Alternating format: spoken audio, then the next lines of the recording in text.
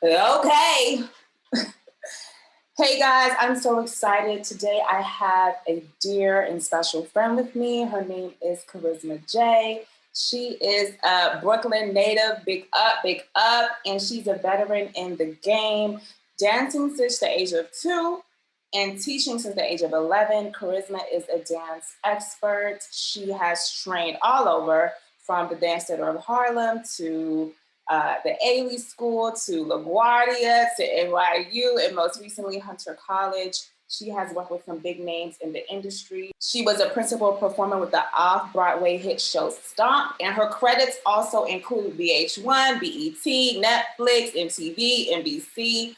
Please give it up for a boss. I'm so excited today to be joining with Miss Karisma Jay, and we're going to talk about just entrepreneurship and what it means to own your own creative space, your own creative platforms, and all the glory, trials, tribulations, love, pain that goes along with that. So stay tuned.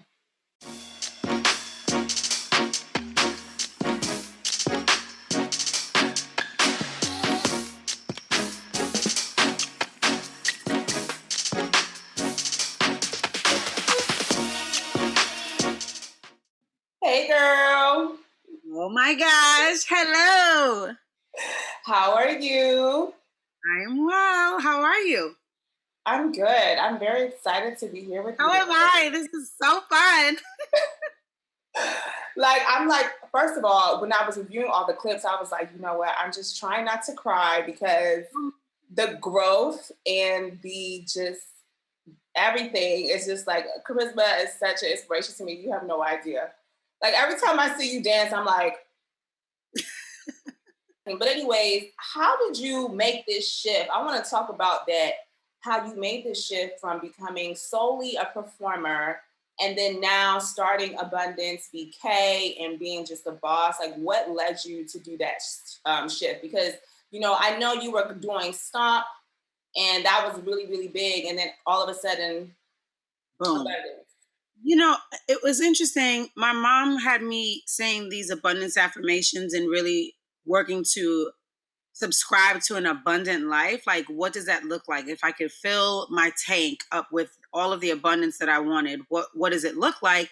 And in saying these specific abundance affirmations and doing the mental work, the spiritual and emotional work on myself, abundance started to rush in. So STOMP was actually one of the first manifestations of the abundant mentality and the abundant work that I had been doing all like for I want to say a process of maybe like 6 to 8 months.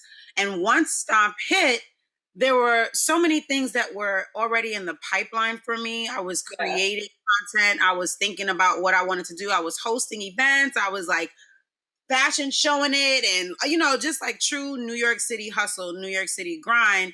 And when STOMP showed up, it was almost a grad school in its own right. I had to learn how to multitask. I had to learn, like, you know, I didn't even know much about STOMP when I auditioned, other than when you go to any kind of New York City public school, they're going to take you to see STOMP on a trip. Like somehow, some way, you're going to end up at STOMP, right? So in going and auditioning, I was at a place in my career where I needed to be challenged. And I also wasn't really fitting into that ensemble, that cattle call, that what everybody does process. So it's like, okay, I need something, God. Like, I need something. And, you know, we graduated like right around the recession. It was just like, what? Like, what are we going to do? Like, what are we going to do? And so when STOMP showed up, so many other forms and facets of abundance showed up at the same time. So it was just natural to go in that direction with abundance. But you know, the funny thing is, I want to echo when you said, like, so definitely as an artist and as a creator, you have to learn how to fit an ensemble. But then there's some of us who are called to be leaders in that process. And you are more than just like the ensemble because, you know, you have a powerhouse mind. So I think that it's wonderful to see you actually step into that because it's totally you. How does teaching fit into all this?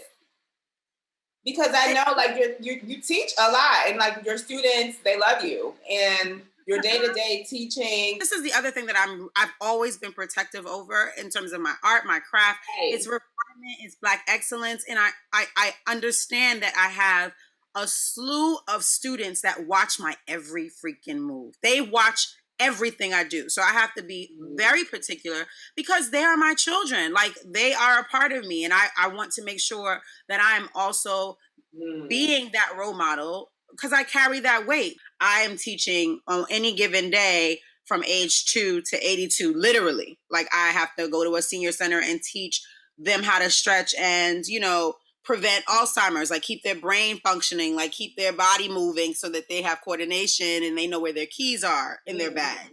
And then I have to teach my college students, and they're more of a reflecting group where we sit down and we set our intentions about how we want to execute the movement or how we want to execute our lives because they're in that kind of transitional period. And then I have the babies, and we just trying to get you potty trained to stand in first position. We just trying to get you clear on how to listen to the instructions. So, Karisma, can you tell us where do you draw a lot of your inspiration from? Professionally, artistically, like where does that come from? I get a lot of inspiration from my mom because she actually was the first entrepreneur that I knew. She had a business on Wall Street when I was from 6 years old to about 10 years old. So I watched her build her business. I watched her go after her health and wellness. I watched her do research on the product she was selling. I watched her corral a group of 10 to 20 employees. I was in there painting the walls. So it's funny because anytime that she tries to complain about like an hour that I have her doing something, I'm like, girl, where did I get it from? I got it from you. Like, I'm enterprising because I watched you be an entity. I watched you be an entrepreneur, and I was like, absorbing it. That was seeping into my psyche. And one of the things that I've been doing also with my art is like challenging myself to inspire myself. So I write plays for Abundance Academy to perform. And then like I really try to challenge the artist in me, not only challenging my students. How can I grow in this moment, or how can I stretch in this moment? So there's some inspiration for me too. And then the standard like Debbie Allen grind, you know what I mean? Queen Latifah grind. Even the Shark Tank, like the Shark Tank is so inspirational to me because the amount of work that we all have to do in order to pitch to someone else that doesn't know us about us. Like, we got to pitch to you why we work, or why this works, or why this idea came to fruition, and how we execute it is just inspiring to keep on track. Well, I just want to let you know that you give me Debbie Allen vibes totally. She is mother, honey. She is mother. But you're doing it. So that to me, Debbie Allen is something that a lot of us look up to, but you give me those vibes because you just went for it. And that community that you're creating with Abundance BK is not something to be taken lightly.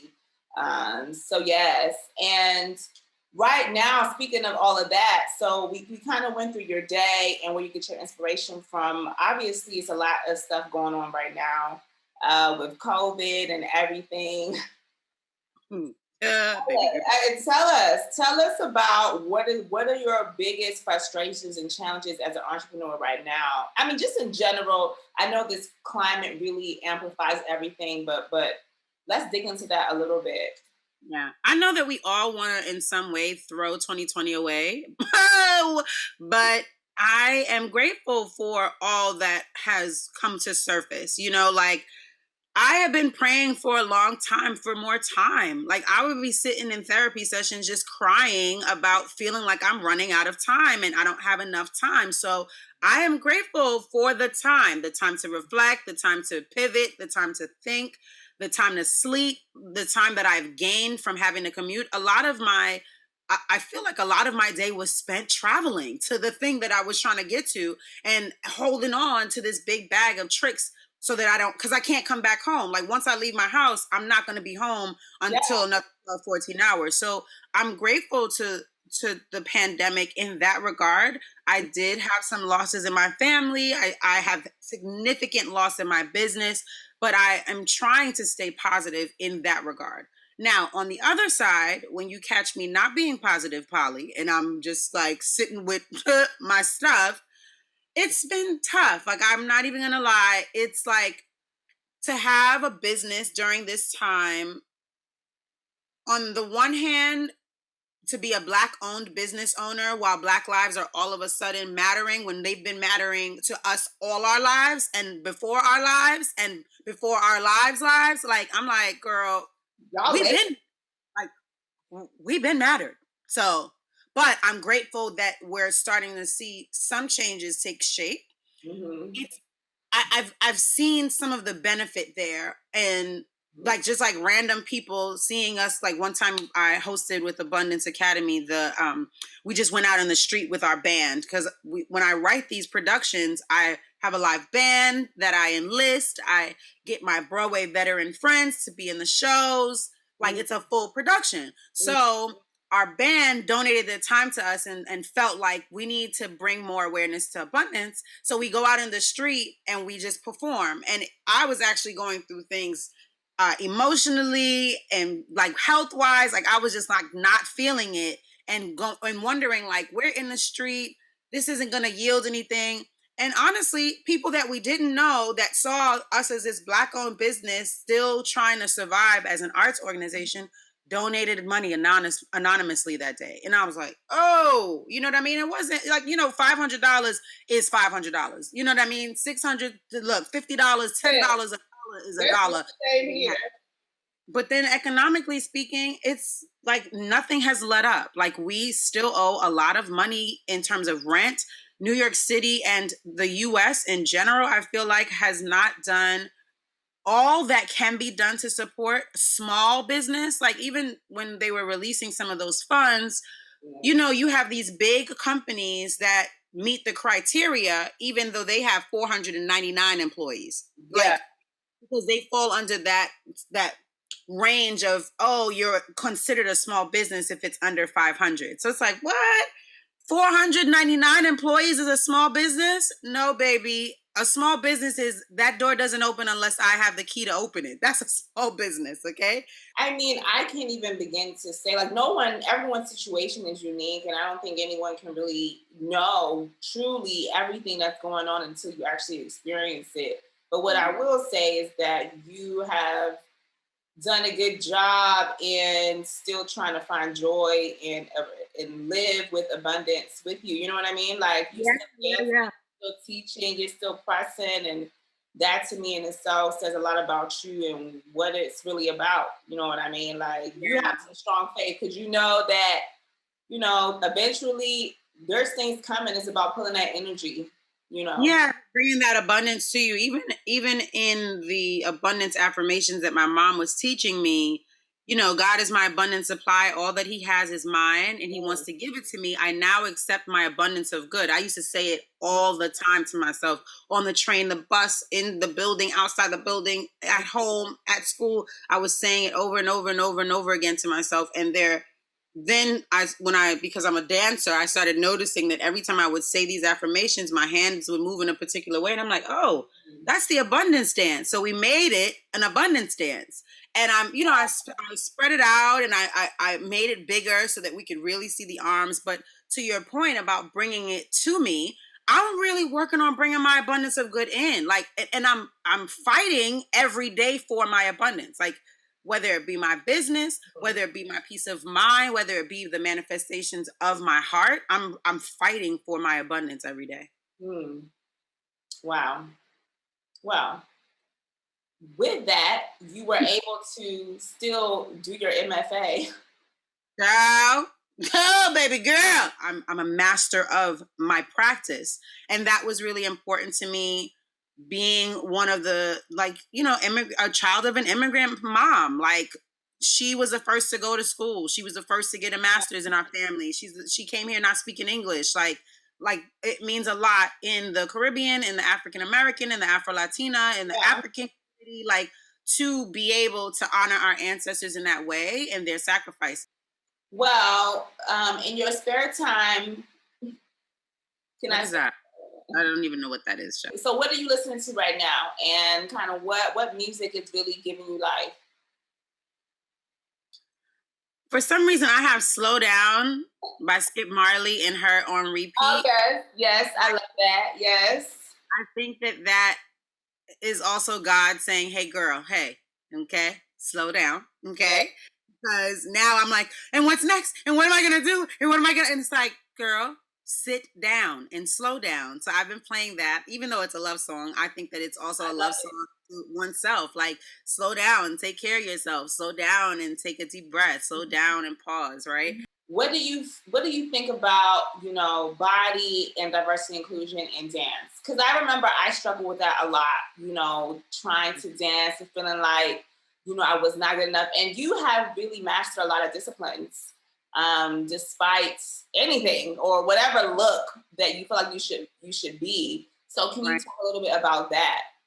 Yeah, that's an awesome question. I struggle every day with what I hear in my head as what is true, and then what I know in my heart, so there's like this constant, just like streamlining, and I'm refereeing it. I'm in the middle, like, no, don't go that route. Don't listen to that noise. That's just noise. Or no, lean into that and, embrace that. That's actually something that we need to amplify. So it hasn't been an easy road. It still isn't. Like, I still have noise. I still have thoughts of, inadequacy and insecurity, and I just push past it, and I don't know how. And this is something that I'm trying to pin down in my journaling and my reflection even now, because there's this version of me who's Queen Bee who knows. And then there's this version of me who is sort of like this like lower status person who doesn't know nothing and has so many doubts and so many questions. And I'm like, girl, but you have all of this like abundance, like you have all of this positivity, you have all of this that has worked for you, and I can still get into that low place where I don't think anything is going right. I am like losing my mind and feeling like I don't belong, right? So I've been refereeing and busting my behind to make sure that I don't let the noise drown out the passion, and making sure that my why stays louder than my how question. Because my how question is a God question. And I was actually talking to my mom late last night about it. And it's just like, I don't have control over my how. Like, that's God's timing. That's how it's going to go. Like, I could think I know, and then God come with something whole different tune to play. And so I just have to stay really dedicated to my why. And I just fight for my why, honestly. So if the why is, like, even with the MFA program, and I say it and share it now because I'm on the way out, but I had to fight for why I belonged in that school, because even with all of my quote unquote accolades, even with all of my discipline and all of what I had as on my resume, they were quote unquote looking for something different. They were thinking that the MFA candidate needed to look a particular way, and not even in terms of like race or anything, literally in terms of age and experience. And I've never fit. Like, let's just call that what that is, right? Like, and there's no shame in my game. I can't, I'm a circle, I'm not a square, I'm a triangle, I'm not a pyramid. You know what I mean? Like this is what it is, right? So like the shape that I am, the who that I am, that's who I am. And so that has really echoed, like it's so loud in terms of trying to shush that noise. I've just also been working to find more people that honor that part of me, that honor that I am that kind of student, I am that kind of woman, I am that kind of artist, because the noise can be loud. Yeah. The noise? Like, watching you, I know that the noise cancels out when you hop on stage. I know that for sure. Nobody's shade, okay? And because I'm looking at a clip of you dancing right here, and the noise is gone. There's no noise, but you know what? When I get on stage, and I'm so glad that you said that, because that's been the thing that, like, my therapist is like, yeah, but there's a switch that goes off. It's a switch, because switch happens, and that is, I think when I'm in alignment with my purpose, the noise can't even penetrate. Like, the ancestors are like, oh no, baby, oh no.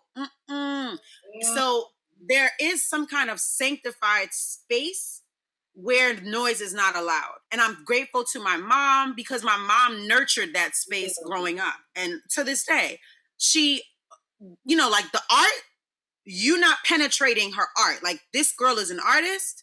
Definitely. And you can say what you want about any of the arts in life, and they don't make money, and you got to go to this road, and you should be this and that. My mom was very protective over that safe space.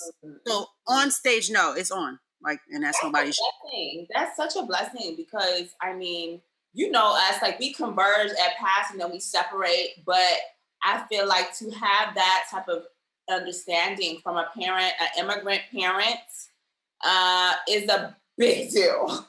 No, it's major. Like, it's major. It's not common at all. Not at all. Speaking of children and abundance, those are like your babies. What are you most proud of when it comes to abundance? Right now, honestly, that we're still open.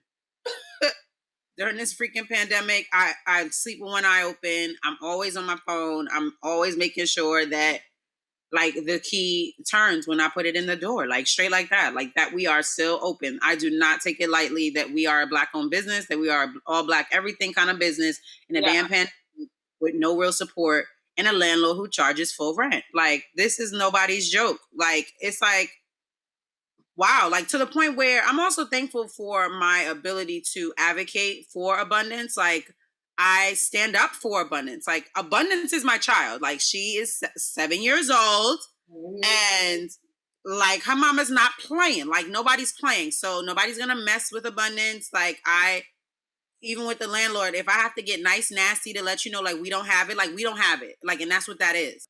Like, with my MFA work, with abundance work, I'm working on the manuscript. Like, hey, this is how you run a dance school. Chapter 1. No, like, that's what, I mean, this is why I have this platform, is because, you know, I'm sure there's a lot of people who are like, oh yeah, I want to open up such and such, but they don't really understand all the discipline and. No, they have no idea. They have no idea. And the thing about us is that we are still learning. So, you know, to be, and this is the credit to you, like, to be the one that trailblazes, one, like, has the idea, one, and then goes after the idea, 2, and then executes the idea, 3, and then documents the execution, is pivotal. Like, that is game changing. So, like, right now, that's what I love about, that's one of the things that I love about the MFA program. It's challenging me to document that, Jamma. Yeah. Because I could say that I am, you know, and that's Black history, African history, the diasporic history. Everybody knows the Anansi the Spider story, but don't nobody really know all the stories. Where are all the stories written? You know what I mean? But you got your grandfather, like, sitting down, pounding some yam, telling you the Anansi story. And it's like, damn, if we could just record you and put this in a... Me and my husband were talking about the other day how, like, you know, African and diaspora, we relied on griot and not necessarily writing all these things down. And it's wonderful that it was passed along verbally and orally. But at the end of the day, we need written stuff. We need it documented because we don't want nobody trying to twist the word. You know what I mean? They're twisting the word, honey. If you Google certain African dances, it ain't African folk or African descendants on the YouTube. That's nobody's shade. Okay? Nobody's shade. We have to be carriers of our written histories. Right now, my thesis, like, and I was so emotional on my jury because I had to present the defense. And I was just, they were asking me, like, you know, my process, and I started crying, and I said, like, I wanted to honor my ancestors. That's what this work is. Like, this work is an honoring of my legacy. And the fact that I get to write it down and cite my master teacher, my griot that taught me in Senegal the reason for the dance, the name of the dance, the people who did the dance, the fact that I get to cite him as a master, even though he doesn't have a master's, emotional. Right. So, and they deserve that. You know what I mean? They deserve that. And they deserve that. So I commend you for even just this platform, like the yous that are like the me's that are like, no, we are going to document this moment in history and be the carriers, the griots of today. It's major. It's major. I mean, it's fun for me, I'll tell you. Right. I love it. Right. Same. So like the productions that I write, like this thesis that I'm presenting is based on the production that I wrote. Mm-hmm. And I'm like, this is so exciting. Like all of the ideas that come from it, all of the new projects that I'm like going to embark on because of it. I'm like, wow, this is amazing. And it just started with an idea I had in my head. Yeah. So, I mean, you've been through a lot this year. I'm gonna ask you kind of some more, I guess, prolific questions. Like, what are some breakthroughs that you've had this year? I have some of the characteristics of an alpha in me, right? Like an alpha female energy, male energy, like go-getter, passionate, leader, push through, fight. Yeah, rah, rah, like a Dungeon Dragon. Like, rock. Yes. Right? And like, I'm like the quintessential Leo, like, I'm a like, you know, I'm a lion. And a lot of people don't get to see that softer feminine side of me. They don't get to see, even in like personal relationships, like friends, like, you know, me, I just distinctly remember feeling so safe with you, Nafi, in organic chemistry and crying in that front row, like crying, like that's major, you know, like to be able to express my emotions in the moment. So one of the biggest breakthroughs for me is to show more of that, is to be more of that, is to not wear this cape and this star on my chest. Like I'm not human, like I'm not going through things, like I don't like have it all together. It's not all together, guys. Like it's a fight. Like it's a literal fight. So sometimes that even looks like what I post on Instagram or Facebook is like, oh my gosh, she's always like doing it. She's smiling. She's got it, whatever. And sometimes I just post like, yo. Okay, guys. Oh, baby. I'm with you. Because that's how life is. Literally. And like you have real life. So you have in real life and you have Instagram. Okay. In real life, we going through it. Like we are going through it. It is not easy. Like somebody was like, oh, I see you. Because lately what I have also been challenging myself in terms of my comfort zone, what I've also been challenging myself with is the concept of beauty standards. Like I've been really listening to my noise and trying to piece together where did the noise come from and what is the noise saying? You know, like what are the negative beliefs of myself with the noise? And one of the negative beliefs that I fight with every day is that I am not like a supermodel, or I'm not like, you know, like whatever. That, like what is all that BS? I'm done with that. Like it's just crazy how this society has affected us. You know what I mean? Has impacted us. So I'm like, okay, let's hash this out. You are going to have your own photo shoot. Like, because I used to model. Like, I used to, like, go on go-sees and, like, put myself out there and got so much rejection, not only as a dancer and an actor, a singer, but a model, too. And they would always put me in, like, especially for, like, the dance modeling, they would always put me in, like, these categoric, like, plus-size kind of looks. Like, oh, you only could look like the girl that praise and worships. So we're gonna put you in. I'm so fucking done. Literally.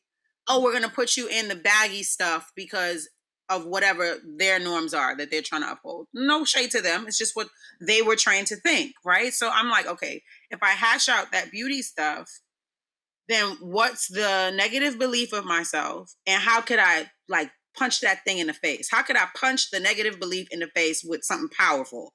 And so the latest thing has been to really just like create my own beauty shoots. Like, what have you always wanted to do? How have you always wanted to look on a photo shoot? How have you always wanted to come out like and be presented? Present it yourself. Like, why do you have to wait for that photographer to hit you up? Get a photographer that you love working with and make the photo shoot yourself. So I've been focusing on that. I like what you said about creating your own space, creating your own lane. That is something I'm big about because I feel like, you know, society always wants to put people in boxes.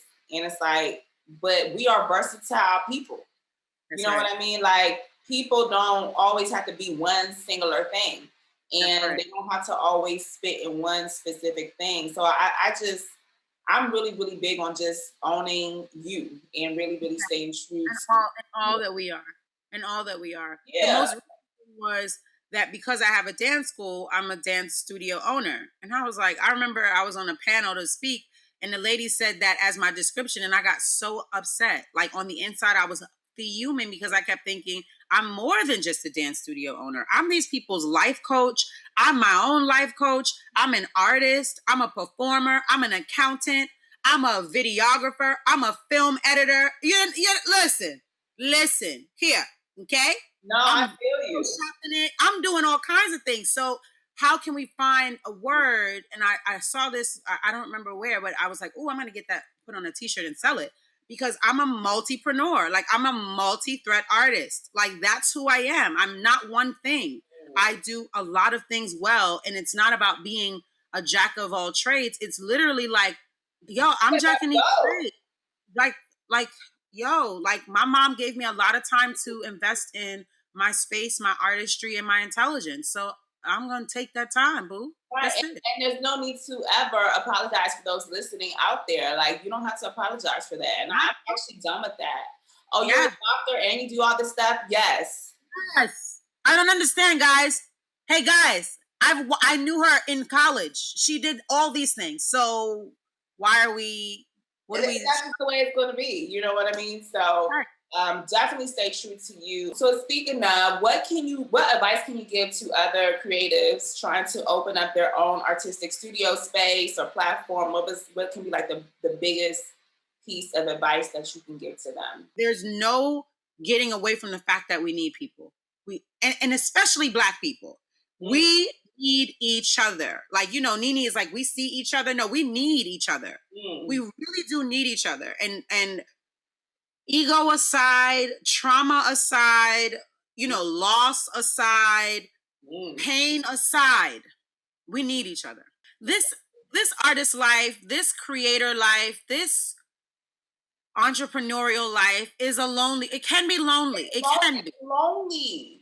It can be. And you could be around 1 million people. Like in our productions for Abundance, we have 100 people in the cast. Do you understand? We got 75 volunteers backstage. We have a crew of 30 making the show run. And I could literally, at the end of that show, feel so alone. Mm. So I was watching Taraji P. Henson's show, and she had Gabrielle Union on. And it's just so interesting what this pandemic is revealing, because everybody's at home.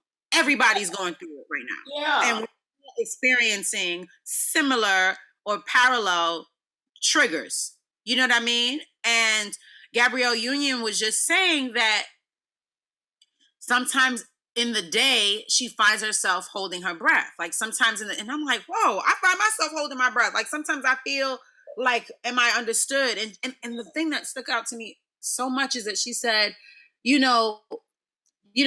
you to Taraji for helping me feel seen. And I was like, this girl is a multi-award nominated actor, performer, celebrity, mother, cover girl, model, all of the, all of the things. She is all of the things.